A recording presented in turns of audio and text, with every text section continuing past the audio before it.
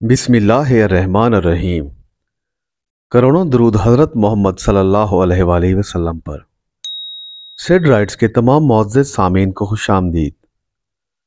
उम्मीद करता हूँ कि आपको हमारी वीडियोस पसंद आ रही होंगी। दोस्तों, वीडियो शुरू करने से पहले गुजारिश है कि हमारे चैनल को सब्सक्राइब ज़रूर कर लें ताकि हमारी तमाम वीडियोस आपको बर वक्त मिलती रहे। दोस्तों, हज़रत इब्राहीम बीबी सायरा और बीबी हाजरा के साथ शहर मज़कूरा से निकलकर बैतुल मुक़द्दस की तरफ रवाना हो गए, जो कि फ़लस्तीन में है। आप जैसे ही बैतुल मुक़द्दस पहुंचे तो हज़रत जिब्राईल अलैहिस्सलाम नाजिल हुए और कहा कि ए खलीलुल्लाह, अल्लाह ताला फरमाते हैं कि आप जितना ज़मीन की तरफ देखेंगे उतना ही फ़ायदा होगा। जैसे ही हज़रत इब्राहीम अलैहिस्सलाम ने ज़मीन की तरफ देखा तो उस जगह से आब रवां जारी हुआ। फिर इसके बाद क्या देखते हैं कि ज़मीन नरम हो गई और उसमें मेवादार दरख्त लगे। अल्लाह ने आपको वो मौजज़ात अता फरमाए कि जहाँ भी अल्लाह का नाम लेकर कदम रखते वहाँ फसलें और मेवे उगने लगते। रिवायत है कि एक शख्स साम बिन नूह की औलाद से हज़रत इब्राहीम के ज़माने तक जिंदा रहा। चुनाचा उसने भी आपके साथ मिलकर मुल्क को आबाद किया और बहुत कसीर तादाद में लोगों को शरई अहकाम बताए। दोस्तों, जब वहाँ कुछ लोग आपके हम अकीदा हो गए तो उन लोगों ने हज़रत इब्राहीम से कहा कि ए हज़रत, हमें एक किबला बनाना चाहिए ताकि हम अल्लाह की इबादत कर सकें। हज़रत इब्राहीम ने अल्लाह ताला से दुआ की। तब हज़रत जिब्राइल जन्नत से एक पत्थर ले आए और जहाँ आज बैतुल मुक़द्दस है वहाँ आके रख दिया और हज़रत इब्राहीम से कहा कि ए खलीलुल्लाह, ये तुम्हारा किबला है और तुम्हारे बाद आने वाले अंबियाओं का भी। इस पत्थर का नाम सखरतुल्लाह है। दोस्तों, बस हज़रत इब्राहीम अलैहिस्सलाम वहाँ आबाद हुए और आपकी औलाद भी वहीं पैदा हुई। नस्ली एतबार से बीबी हाजरा हजूर अकरम सल्लल्लाहु अलैहि वसल्लम की दादी होती हैं। नबी पाक की नस्ल मुबारक उन्हीं के बतन से मंसूब है। दोस्तों, हज़रत इब्राहीम ने यहाँ शहर आबाद किए और तामीरात की। एक दिन आप इबादत से फारिग होकर बैठे ही थे कि फरमाने इलाही आया, ए इब्राहीम, नमरूद के पास जाओ और उसके तमाम लश्कर को मेरी तरफ बुलाओ और उन्हें सीधी राह की तलकीन करो। दोस्तों, तब हज़रत इब्राहीम अलैहिस्सलाम खुदा का हुक्म पाकर ज़मीन बाबल पहुँचे और जाकर नमरूद लाइन से कहा कि ए नमरूद, मैं नबी हूँ, मेरे नाम का कलमा पढ़ और अल्लाह की वहदानियत का इकरार कर ले। अल्लाह तुम्हारे गुनाह को माफ़ कर देगा और अजर अजीम अता फरमाएगा। नमरूद बोला कि ए इब्राहीम, मुझे तेरे खुदा से कुछ हाजत नहीं और तू ये भी देखना कि मैं आसमान की हुकूमत भी तेरे खुदा से छीन लूँगा। इस पर हज़रत इब्राहीम अलैहिस्सलाम बोले कि ए मलून, तू किस तरह आसमान में जाएगा? वो बोला कि मैं कुछ ना कुछ तदबीर ज़रूर करूँगा और नऊज़ बिल्लाह तेरे खुदा से मुकाबला करूँगा। दोस्तों, अब नमरूद इसी फिक्र में रहने लगा कि आसमान में किस तरह जाऊं। एक रोज़ वो अपने दरबार में बैठा सोच ही रहा था कि शैतान इब्लीस इसके हमनशीनों में आकर बैठ गया और कहा कि नमरूद, तू 4 गिद्ध पाल और उनको जवान कर, क्योंकि उनसे ऊंची उड़ान किसी परिंदे की नहीं, वही तुझे आसमान में लेकर जाएंगे। नमरूद ने अपने दरबारियों को हुक्म दिया कि 4 गिद्ध पालो। जब गिद्ध बड़े हुए तो नमरूद ने ताबूत बनवाया, लेकिन उसकी समझ में ना आता था कि अब क्या किया जाए। बड़ा ही मुतरद्दिद हुआ। दोस्तों, शैतान लाइन फिर आदम का। उसने नमरूद से कहा कि ताबूत के चारों किनारों पर इन 4 गिद्धों को बांध दो और एक रात इनको भूखा रखो और हर गिद्ध के सामने गोश्त ऊपर की तरफ बांध कर लटका दो।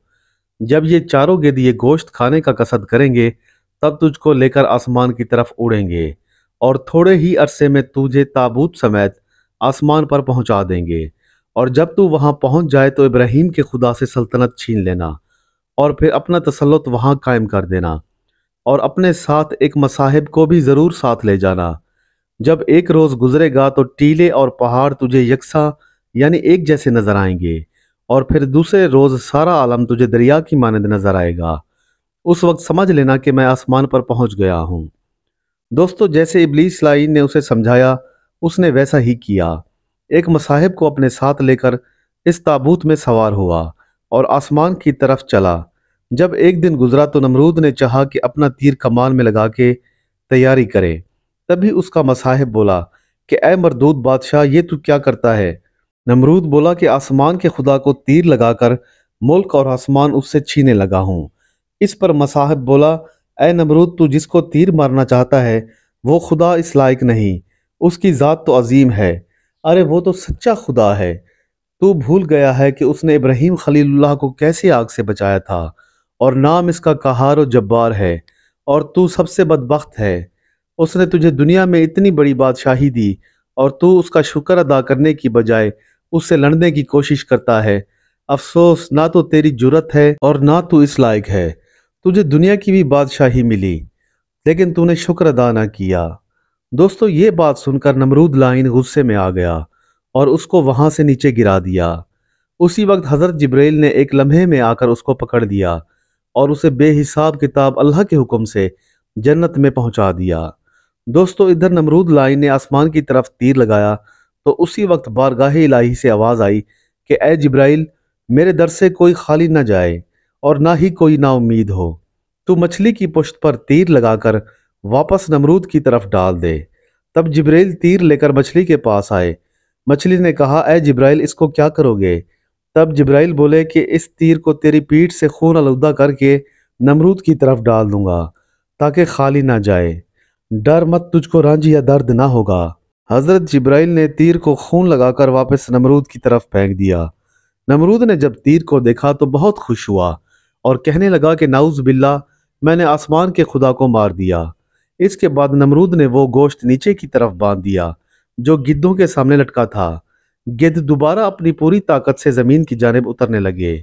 کیونکہ نمرود نے اس گوشت کو تابوت کے نیچے کی طرف لٹکا دیا تھا تو گوشت کو پانے کی خاطر گدھوں نے نیچے کا رخ کیا۔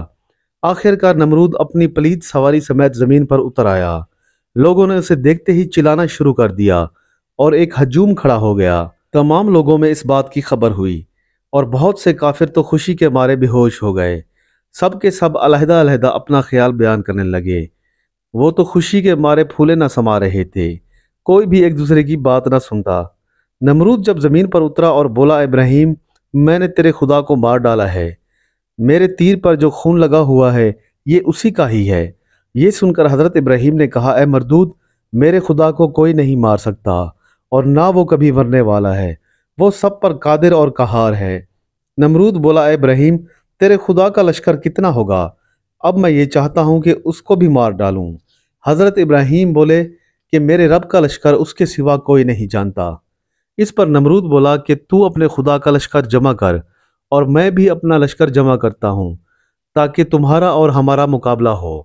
حضرت ابراہیم بولے، اے مردود، تو اپنا لشکر جمع کر، میرا خدا کن فیکون میں جمع کر دے گا۔ سبحان اللہ۔ دوستو، تب اس ملعون نے مشرق، مغرب، روم، ترکستان اور ہند سے تمام لشکر و فوج کو بلا کر جمع کیا۔ 300 فرسنگ یعنی 900 کوس تک اس کے لشکر کی چھاؤنی پڑتی تھی۔ وہ مردود تقریباً 60 برس تک اسی خیال باطل میں رہا۔ وہ اپنی تمام فوج بابل میں لا کر جمع کرتا رہا۔ آخر کار جب اس کا لشکر جمع ہو گیا تو حضرت ابراہیم علیہ السلام نے اللہ کے حضور دعا مانگی، اے الہی، یہ ملعون نافرمان تیرے ساتھ مقابلہ کرنا چاہتا ہے، تو اس کو ہلاک کر۔ حضرت جبرائیل علیہ السلام نازل ہوئے اور کہا، اے ابراہیم، تیری دعا اللہ کی بارگاہ میں قبول ہوئی۔ نمرود کے 60 لاکھ لشکر کے مقابلے میں تو کیا مانگتا ہے؟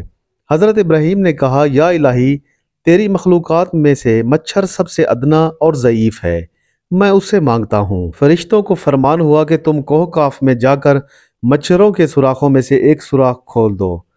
فرشتوں نے عرض کی، یا خدایا، کتنے مچھر چھوڑ دیں؟ آواز آئی، ایک سوار کے مقابلے میں ایک مچھر چھوڑ دو۔ تو فرشتوں نے اس 60 لاکھ گھڑ سوار زیرہ پوش لشکر پر 60 لاکھ مچھر چھوڑ دیے۔ جناب باری تعالیٰ سے حکم ہوا کہ مچھروں، تمہاری خوراک نمرود کا لشکر ہے، تم ان سب کو کھا لو۔ حضرت ابراہیم نے نمرود سے کہا کہ اے مردود، دیکھ میرے خدا کا لشکر آ چکا ہے۔ جب نمرود نے اوپر آسمان کی طرف نظر کی تو کیا دیکھتا ہے کہ مانند ابر سیاہ کے آسمان سے کچھ چلا آ رہا ہے۔ نمرود نے سپاہیوں سے کہا کہ ہوشیار ہو کر علم کھڑا کرو اور نکارہ بجاؤ تاکہ ہماری شان و شوکت کا اندازہ ہو سکے۔ دوستو، کہتے ہیں کہ نمرود کے لشکر میں زلزلہ پڑ گیا، فوج الہی آ پہنچی۔ شور و غل جو نمرود کے لشکر میں ہو رہا تھا اس کی آواز بند ہو گئی اور ہر طرف سے مچھروں نے حملہ کیا۔ مچھروں کے شور سے جہان پر ہو گیا۔ ہر سوار کے سر پر ایک ایک مچھر بیٹھ گیا اور اپنے ڈنک سے ان کے سروں میں چبھو چبھو کر ان کا مغز کھانے اور چاٹنے لگ گیا، اور بعد میں گوشت پوش، رگ و آنت اور خون تک نہ چھوڑا۔ اس کے لشکر میں ایک آدمی تک زندہ نہ رہا۔ ابھی مچھروں میں سے ایک مچھر جو ان کا سردار تھا، اس نے خدا سے عرض کی کہ یا الہی، نمرود ملعون کو میرے ہاتھ سے ہلاک کر تاکہ اس کے عوض مجھے ثواب ملے۔ اس کی دعا قبول ہوئی۔ نمرود اکیلا ہی اپنے گھر کی طرف بھاگا اور آخر کار تھکا ہارا اپنے قصر جا پہنچا۔ وہ نہایت پریشان اور افسردہ تشویش کرتا رہا۔ وہ نہایت پریشان اور افسردہ ہوا۔ محل میں آ کر اس نے اپنی بیوی سے یہ سارا ماجرا بیان کیا اور کہا کہ ہمارا اتنا بڑا لشکر سارے کا سارا مارا گیا اور ہم میں سے کوئی ایک بھی مچھر نہ مار سکا۔ دوستو، وہ مچھر جس نے اللہ سے دعا کی تھی اڑ کے نمرود کے زانوں پر جا بیٹھا۔ نمرود نے چاہا کہ اس مچھر کو پکڑ لے، مگر وہ مچھر اس پلید کی ناک میں گھس گیا اور دماغ میں پہنچ کر اسے کھانے اور چاٹنے لگا۔ نمرود درد سے چلایا۔ دوستو، 40 دن رات وہ اسی طرح پریشان رہا۔ اس کے سر پر کوئی چیز مارتے تو اسے کچھ دیر راحت محسوس ہوتی، مگر پھر سے وہی درد شروع ہو جاتا۔ اس کے دوست، آشنا، نوکر سب جا کر باری باری اس کے سر پر کچھ نہ کچھ مارتے رہتے۔ اللہ نے اس کو اس عذاب میں ہی مارا۔ دوستو، اس کے بعد حضرت ابراہیم علیہ السلام نمرود کے پاس گئے اور بولے کہ نمرود، توبہ کر لے اور میرے نام کا کلمہ پڑھ، رب رحیم تجھے معاف کر دے گا۔ یہ سن کر نمرود بولا کہ تو کون ہے؟ میں تیرے اور تیرے رب کی گواہی کیوں دوں؟ اتنے میں گھر کی چیزیں گواہی دینے لگی کہ ابراہیم رسول خدا ہیں اور اللہ کے سوا کوئی عبادت کے لائق نہیں۔ دوستو، نمرود نے اپنے گھر کا سارا مال اسباب جلا ڈالا اور بولا کہ اب کون گواہی دے گا؟ تب اس کے گھر کے در و دیوار نے گواہی دی۔ اس ملعون نے ان کو بھی جلا اور توڑ ڈالا۔ پھر نمرود بولا کہ اب کون گواہی دے گا؟ تب حضرت ابراہیم بولے کہ تیری پوشاک گواہی دے گی جو تو نے پہن رکھی ہے۔ تب پوشاک بولی کہ بے شک اللہ ایک ہے اور ابراہیم اس کے رسول ہے۔ دوستو، نمرود مردود نے وہ پوشاک بھی جلا ڈالی۔ تبھی حضرت جبرائیل علیہ السلام آئے اور حضرت ابراہیم علیہ السلام سے کہا کہ اس مردود کی اجل آ چکی ہے اور یہ ایمان لانے والوں میں سے ہرگز نہیں ہے۔ اب کچھ بھی وقت اس کے پاس باقی نہیں رہا، اور اسی گھڑی وہ مچھر اس کی ناک سے نکل کر چلا گیا اور وہ مردود جہنم واصل ہوا اور قیامت تک اسی عذاب میں مبتلا رہے گا۔ ایک روایت کے مطابق نمرود کے سر پر ڈنڈا مارنے کے لیے ایک نوکر متعین تھا جو شب و روز اس کے سر پر مارتا رہتا تو نمرود کو کچھ دیر سکون ہوتا۔ 40 دن تک لگاتار یہ کام کر کر کے وہ نوکر تھک گیا۔